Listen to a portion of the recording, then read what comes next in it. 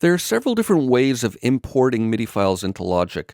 In this video, I'm going to show you a way by importing it into an already existing project.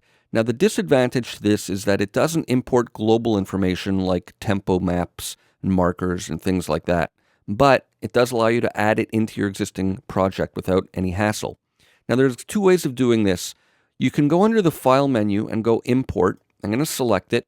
And watch what happens now. It's automatically loading up some instruments, software instruments, to correspond with the tracks. I'm missing some samples from my drum kit, so I'm going to continue.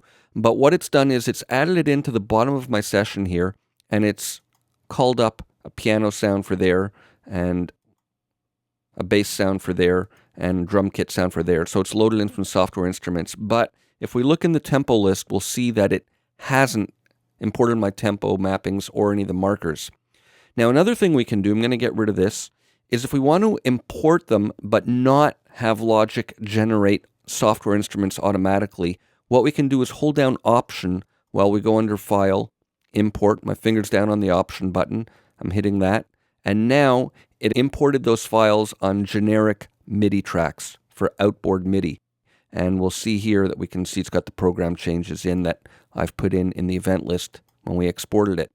So, two ways of importing MIDI files into a current project, one by loading in default software instruments, and two by just loading in the MIDI data.